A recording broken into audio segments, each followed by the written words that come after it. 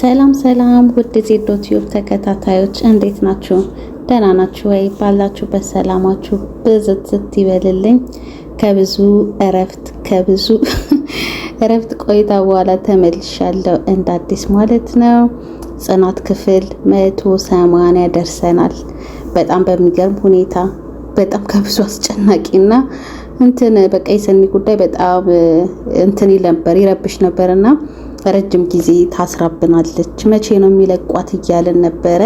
አሁን ግን እንደምናየው ከሆነ ወደ መጨረሻው ክፍል የደረሱ ይመስለኛል። የሰኒ እህትም ጠርጥራለች።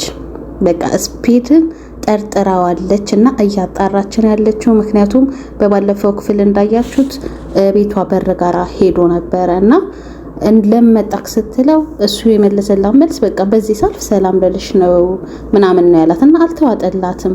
ሁለተኛ ነገር ደግሞ ጫማውን ይመስለኛል የዛን ቀን ሁለት ሆነው ዘሎ ቤቷ አልገቡም። የዛኔ አይታዋለችና በዛ ምክንያት ጠርጥራዋለች። ጫማውን እያየች ነበረ እና ሁኔታውም አልተመቻትም።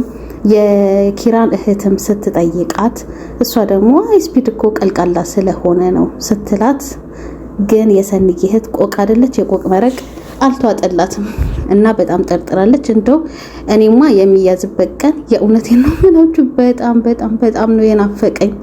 እንደኔ የሚያዝበትን ቀን የናፈቃችሁ ግን ያሳዝናል። እሱም ማለት ካለፈበት ነገር አንፃር ቢሆንም ንጹህ ሰዎች ደግሞ በማያገባቸው ጉዳይ ሲጎዱ ያው ማሳያ ነገር ነው ድራማው። እና ደግሞ በዚህ አጋጣሚ በድራማው ላይ የኪራ ነገር በጣም ይገርመኛል። ምክንያቱም የፈለገ የዋ ብትሆኑ የፈለገ ደግ ብትሆኑ ያው አንዳንዴ ድራማ ሲሰራ እውነታውን ማለት ያለውን እውነታዊ ነገር የሚያንጸባርቅ ነው። እውነተኛ ታሪክ ላይ የተመሰረተ ባይሆንም ግን ሊሆን የሚችለውን ነገር አይደለ በድራማ መልክ እያመጡ የሚያሳዩ እና ሊና ራሷ እዛ ቤት ስትገባ የገባችበትን አገባብ አይታችሁታል አይደለ? በቃ ማንም ሊቀበል በማይችል መንገድ ነው የገባችው። የምታስታውስ ከሆነ ሰክሮ አበሬ ካድረ ያለው ምናምን ብላው ፈርቶን ያስጠጋት። እሷን ፈርቶን ያስጠጋት። ኦኬ ቤቱ ሊያኖራት ይችላል። ሂስትሪዋን ምናምን ስትነግረው አሳዘነቻቸው ብለን እናስብ። ስፒድን ግን መቀበሉ ገርሞኛል። በዚህ ዘመን አሁን በሆነ አጋጣሚ የምታውቁት ሰው ቤታችሁ እየኖረ እሱ ደግሞ ዘመዴ ነው ብሎ ሲያመጣ ትቀበላላችሁ? የኪራም ስፒድን መቀበል ገርሞኛል። እንደውም ሲመጣ በቃ የሚያባረረው ነበረ የመሰለኝ። አንዳንዴ ይሄ በቃ ማስተማሪያ ነው። በጣም ደስ ይላል። እንደዚህ አይነት ድራማዎች ማደግ አለባቸው ኢትዮጵያ ውስጥ። ምክንያቱም አሉ እንደ ኪራ አይነት ሰዎችና ከመቀበል በፊት ማነክ ምንድነው የሚሰራው ብለው ስለሱ ማጥናት መቻል አለበት። አንድን ሰው ቤታችሁ ልታኖሩ ስትፈቅዱ ማለት ነውና ብዙ መማሪያ ነው። ስፒድን ዝም ማለቱ አልተዋጠልኝም። ያው ድራማ ስለሆነ እንደ ድራማ ተቀብለነዋል እንጂ እዚህ ጋር ደግሞ ሌላ ትኩሳት ይላል። የናሆም እናት ፍዳዋን እኮ አበላቻት እንዴ አማች በጣም ከባድ ነው እውነት። የናሆም እናት ልትመከዝ ይገባታል። በጣም ነው አበሳዋን ያሳየቻት። ማለት ኢቭን የሆነ ስራ ሰርታላት ስትመርቃት እንኳን አይታችኋታል። በጣም ነው ደስ ያላት።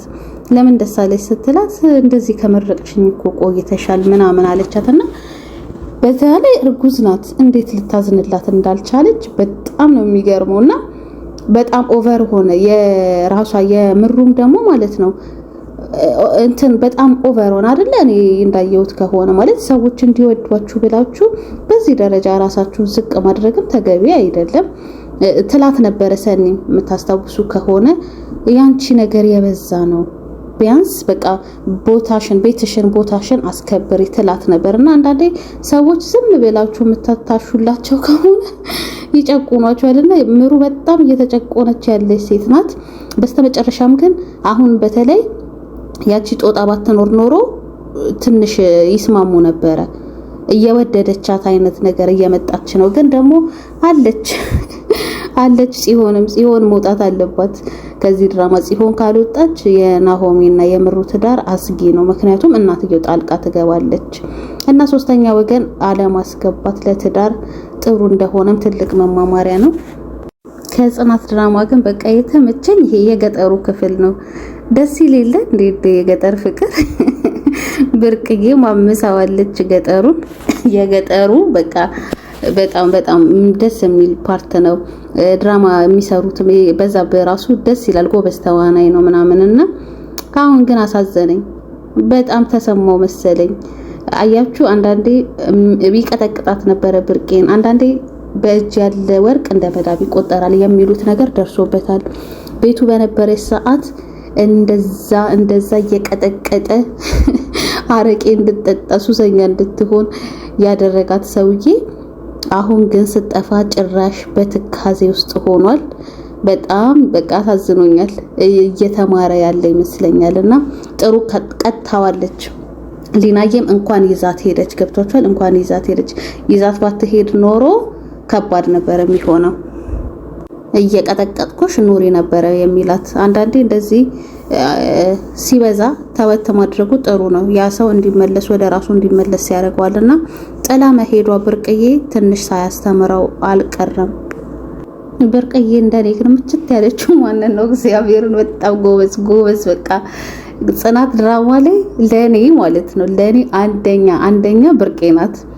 ቀላል ተወነችው በቃ በጣም ነው ደስ የምትለው። ድብድቧ ደስ ይላል፣ ስካሯ ደስ ይላል፣ ስታወራ ያላት ነገር ምናምን በቃ በጣም ጀግና ድራማ ሰሪ ናትና እዚህ ጋር ራሱ እናቴን ስትተዋወቀው ያለው ደግሞ በጣም ያስቀው እና ደግሞ የዋኔ ክፍለ ሀገር ሰው አላልኳችሁ እቺ ሊና እንትን ስትላት በጣም ያሳቀኝ።